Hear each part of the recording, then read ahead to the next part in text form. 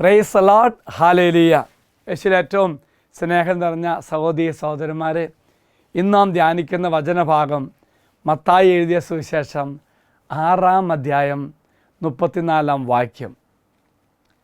നാളെക്കുറിച്ച് നിങ്ങൾ ആകുലരാകരുത്, നാളത്തെ ദിനം തന്നെ അതിനെക്കുറിച്ച് ആകുലപ്പെട്ടുകൊള്ളും.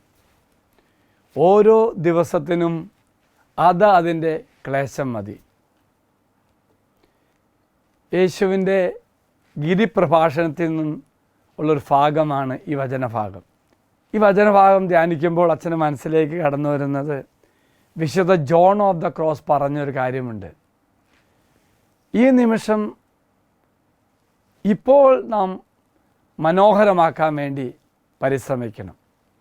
ഒപ്പം ആ വിശുദ്ധൻ പറയുക, ദൈവത്തെ സ്നേഹിക്കുന്നതിനായി നാം പാഴാക്കുന്ന അല്ലെങ്കിൽ ഉപയോഗിക്കുന്നതിൽ, ദൈവത്തെ സ്നേഹിക്കുന്നതിൽ ഉപയോഗിക്കുന്നതിൽ നാം പരാജയപ്പെടുന്ന ഏറ്റവും ചെറിയ സമയത്തെക്കുറിച്ച് പോലും മനസ്സറിയിക്കണം. അപ്പോൾ ദൈവത്തെ എപ്പോഴും സ്നേഹിച്ചുകൊണ്ട് ജീവിക്കണമെന്നാണ് കർത്താവ് പഠിപ്പിക്കുന്നത്.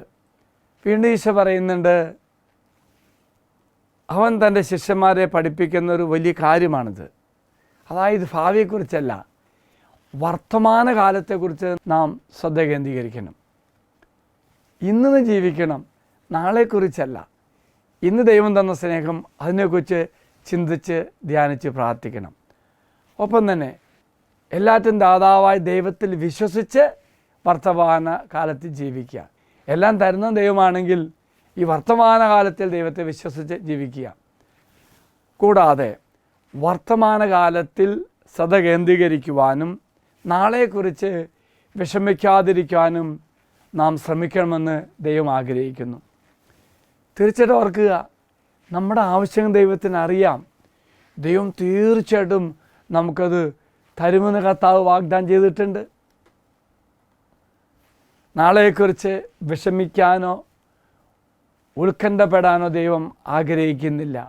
പകരം എല്ലാ ദിവസവും, എപ്പോഴും, എല്ലാ നിമിഷവും ദൈവത്തിൽ പൂർണ്ണമായി ആശ്രയിച്ച് ജീവിക്കണമെന്ന് ദൈവം ആഗ്രഹിക്കുന്നു. എങ്കിൽ പ്രിയമുള്ളവരെ, നമുക്ക് പ്രാർത്ഥിക്കാം.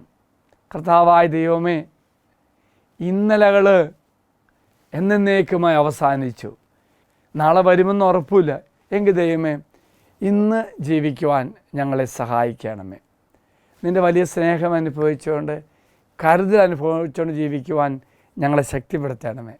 ദൈവം എല്ലാവരും അനുഗ്രഹിക്കട്ടെ എന്ന് പ്രാർത്ഥിക്കുന്നു. ഒരു അഭിഷേകത്തെ ദിവസമായി ഇന്ന് മാറട്ടെ എന്നും പ്രാർത്ഥിക്കുന്നു. അച്ഛനീശ്വര ആശീർവാദം തരാം. നമ്മുടെ കർത്താവായ ഈശോ മിശിഹായുടെ കൃപയും പിതാവായ ദൈവത്തിൻ്റെ സ്നേഹവും പരിശുദ്ധാത്മാവിൻ്റെ സഹവാസവും നാം എല്ലാവരോടും കൂടെ ഉണ്ടായിരിക്കട്ടെ, ഇപ്പോഴും എപ്പോഴും എന്നേക്കും. ആമേൻ. Praise the Lord.